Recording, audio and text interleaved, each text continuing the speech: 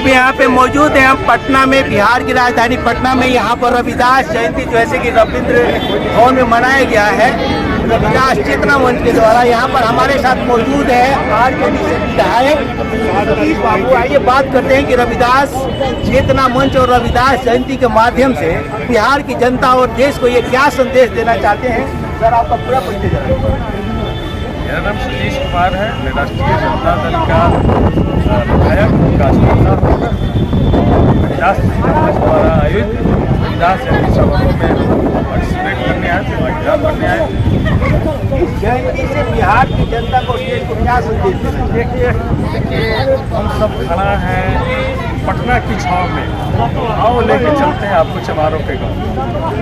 और ये जो चमार का जो इतिहास है, अगर ब्राह्मणवादी व्यवस्था में जो जातीय व्यवस्था बनाया गया, इसमें चमार का इतिहास बड़ा ही स्वर्णिम इतिहास है। जब इस देश में कोई नर्सिंग होम, कोई डॉक्टर नहीं हुआ करता था, लेकिन संतान पैदा होता था। तो सब बताइए, वो संतान को एक जान से दो जान करने का काज कौन करते थे? तो सबसे पहले जिसको डगरीन बोलते हैं, जिसको चमैन बोलते हैं, वो हमारे घर में पैदा हुई, वो संत रविदास के घर में पैदा हुई। तो दुनिया का पहला नर्सिंग होम, पहला डॉक्टर देने वाला इस रविदास जाति से है। जब 10 लाख का सूट पहन करके नरेंद्र मोदी जी बड़का झूठ बोल रहे हैं, लेकिन बताइए कि गाय के चमड़ा, भैंस के चमड़ा को सुखा के कतरनी से काट के यदि जूता चप्पल का आविष्कार इस चमार जाति के लोग नहीं करता, तो क्या नरेंद्र मोदी का सूट शोभा देता? जब इस दुनिया में कृषि का विकास हो रहा था, जब दुनिया में औजार बनाए जा रहे थे, लेकिन जब लोहा को गर्म करने के लिए कोयला में कितना भी डाला जाता था, लोहा गर्म नहीं होता था, औजार बनाने के लायक नहीं होता था। तो जो धुकनी जो है, जिसको धुकनी कहते हैं, लोहार के भट्टी में धुकनी चमड़ा से बनाने का काम किसी चमार नहीं किया। तब जाकर के अभी औजारों का आविष्कार हुआ, तब जाकर के एक टैंक को गोला है बारूद जो देख रहे हैं, ये चमारों ने अगर धुकनी नहीं बनाया होता, उस टेक्निक को नहीं डेवलप किया होता, तो आज हम इस रूप में नहीं आते। और आजकल आप देख रहे हैं कि चमारों किस तरह से घास उड़ाया जा रहा है। आज एगो गाना हम सुन रहे थे बड़ा कि बुलेट पे जीजा, ठीक है, ये गाना बहुत फेमस है। हम पूछना चाहते हैं कि यदि चमड़ा में से झिल्ली निकाल करके ढोलक, नाल, तबला हमारे बाप दादा पूर्वजों ने नहीं बनाता, तो चाहे बुलेट पे जीजा या हेलीकॉप्टर पे जीजा, कोई गनवा सुनता जी है? ये है चमारों का इतिहास। लेकिन आज 56 इंच अगर किसी का सीना हो सकता है, ये चमार का हो सकता है। आज मंदिर में शिव जी का अगर डमरू भी है, तो डमरू भी चमार ने बनाने का काम किया, शिव जी ने बनाने का काम नहीं किया। लेकिन डमरू बनाने वाला को किस तरीके से पीटा जाता, किस तरीके से आज भी इस अमृत काल में उस चमार जाति पर पेशाब कर दिया जाता है। उस चमार जाति पे मूछ रखने पे उसकी हत्या कर दी जाती है। घोड़ी पे चढ़ने पे उसकी हत्या कर दी जाती है। किसी को अगर घोड़ी पे बारात लगाना होता है तो पुलिस प्रशासन की मदद लेनी पड़ती है। ये जो जातिवादी मानसिकता है, ये जो सामंतवादी मनुवादी मानसिकता है, इसी मानसिकता के खिलाफ में संत रविदास की लड़ाई, इसी मानसिकता के खिलाफ में, इस पाखंडवाद के खिलाफ में संत रविदास की लड़ाई थी।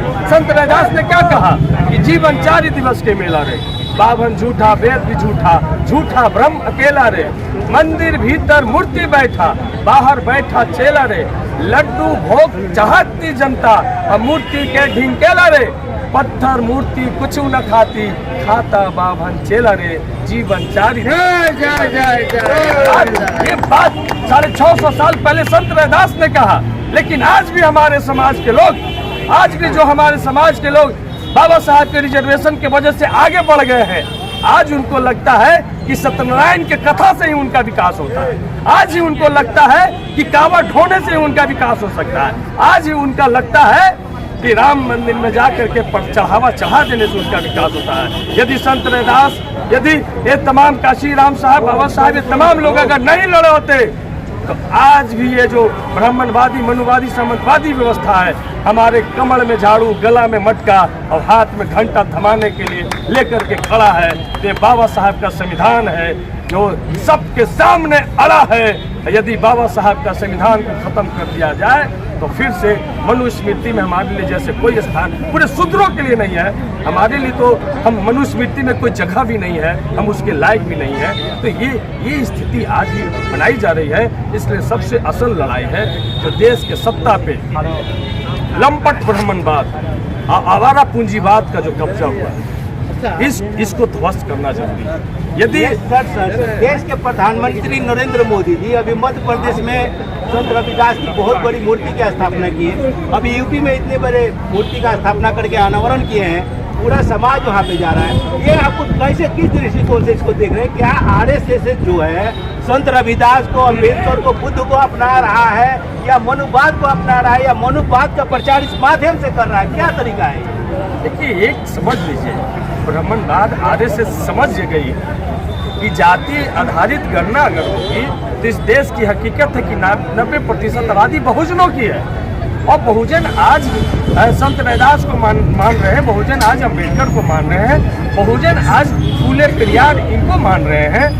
तो इसीलिए वो दिखाना चाहते हैं, उनके अंदर जरा सा भी जगह नहीं है। यदि संत रविदास को मोदी जी मानते हैं तो संत रविदास ने क्या कहा?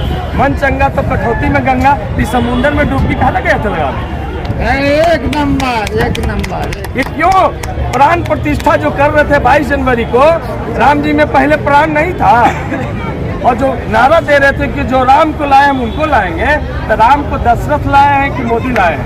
बता लो, कौन लाया राम को? और राम इंसान को ला सकते, यदि जो धर्म को मानते हैं, राम इंसान को ला सकता है कि इंसान राम को ला सकता है? इस बात का जवाब उनके पास नहीं है। तो ये जो ढोंग कर रहे हैं, वो जो गेवरिया वस्त्र धारण करके आसाराम बापू का चेला बनना चाह रहे हैं, हमको लगता है कि नरेंद्र मोदी जी को अब समय आ गया है कि आसाराम बापू के पास में जा करके उनके साथ में भजन कीर्तन करना चाहिए। आरजेडी से विधायक सतीश जी का ये आपने सुना स्टेटमेंट यहाँ पर कि आरएसएस और नरेंद्र मोदी जो है संत शिरोमणि और महापुरुष जो है बहुजनों को उनका जो है कि आड़ लेकर के अपनी सत्ता को स्थापित करने का एक तरह से काम कर रहे हैं। एक्चुअल में उनके अंदर जो है संतों को विचारधारा पर चलने और देश को आगे ले जाने की कोई नहीं है, और ना ही इस समाज के लोग हैं उनके प्रति उनकी तरफ करुणा और दया, ना उनका कोई प्लान है। तो ये आप सतीश जी का ये बात सुनिए। आप देख रहे थे CM न्यूज हिंदी चैनल में विक्रम चौधरी पटना से। नमस्कार।